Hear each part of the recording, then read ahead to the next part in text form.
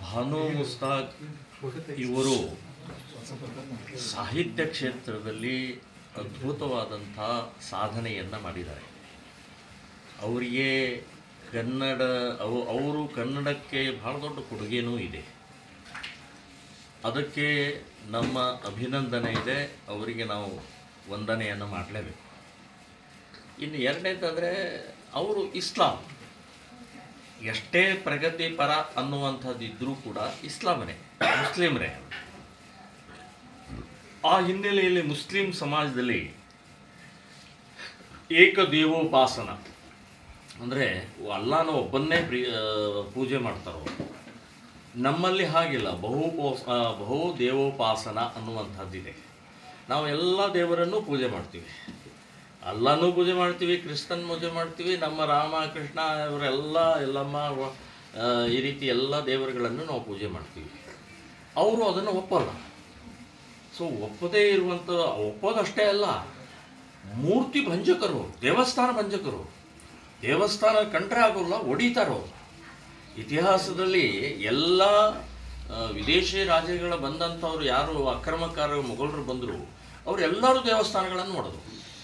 So ಈ ದೇವಸ್ಥಾನದ ಭಂಜಕರ ಜೊತೆಗೆ ಒಂದು ದೇವಸ್ಥಾನದ ಮೂರ್ತಿಯ ಪೂಜೆ ಮಾಡುವಂಥದ್ದು ಎಷ್ಟು ಸರಿ? ಸೊ ಇದು ಕಾಂಗ್ರೆಸ್ಸಿನ ಅತ್ಯಂತ ಮೂರ್ಖ ನೀಚ ಕೆಲಸ ಅಂತ ನಾನು ಹೇಳ್ತೀನಿ. ತುಷ್ಟೀಕರಣ ಅನ್ನುವಂಥದ್ದು ನಿಮ್ಮ ವೋಟ್ ಬ್ಯಾಂಕ್ ಸಲುವಾಗಿ ನಮ್ಮ ಸಂಪ್ರದಾಯವನ್ನು, ನಮ್ಮ ಸಂಸ್ಕೃತಿಯನ್ನು ಹಾಳು ಮಾಡ್ತಾ ಇದ್ದಾರೆ. ನಾವು ನಿಮಗ್ಯಾರು ಹಕ್ಕು ಕೊಟ್ಟರು ಈ ನಮ್ಮ ಚಾಮುಂಡೇಶ್ವರಿಯ ಮೂರ್ತಿಗೆ ಒಬ್ಬ ಮುಸ್ಲಿಮನ ಕಡೆಯಿಂದ ಪೂಜೆ ಮಾಡೋಕ್ಕೆ ಹಕ್ಕು ನಿಮಗ್ಯಾರು ಕೊಟ್ಟರು? ಸರ್ಕಾರ ಇದೆ ಅಂದ ತಕ್ಷಣವೇ ಏನು ಬೇಕಾದ ಮಾಡೋದಾ? ಇದು ಒಪ್ಪಲಾರದು. ಇದು ಒಪ್ಪಕ್ಕೆ ಸಾಧ್ಯನೇ ಇಲ್ಲ. ಇಡೀ ಕರ್ನಾಟಕದ ಎಲ್ಲ ಹಿಂದೂಗಳು ಇದನ್ನು ಬಹಿಷ್ಕಾರ ಹಾಕ್ತಾರೆ, ಇದನ್ನು ಖಂಡನೆ ಮಾಡ್ತಾರೆ, ಇದನ್ನು ವಿರೋಧಿಸ್ತಾ ಇದ್ದಾರೆ. ಇದರ ಚಾಮುಂಡೇಶ್ವರಿಯ ಶಾಪ ಈ ಕಾಂಗ್ರೆಸ್ ಸರ್ಕಾರಕ್ಕೆ ತಟ್ಟತ್ತೆ ಅಂತನ್ನುವಂಥದ್ದು 100ಕ್ಕೆ 100 ನಾನು ಹೇಳ್ತಾ ಇದ್ದೀನಿ. ಇನ್ನು ಇದರ ಜೊತೆಗೆ ಇನ್ನೊಂದಿದೆ.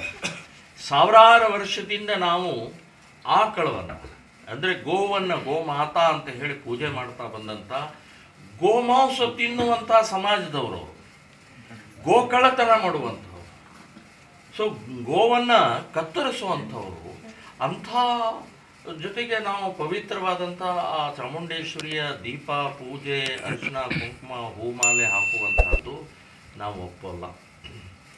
ನಾಳೆ ಚಾಮುಂಡೇಶ್ವರಿಗೆ ಅಪವಿತ್ರ ಆಗುತ್ತೆ, ಅಶುಭ ಆಗುತ್ತೆ.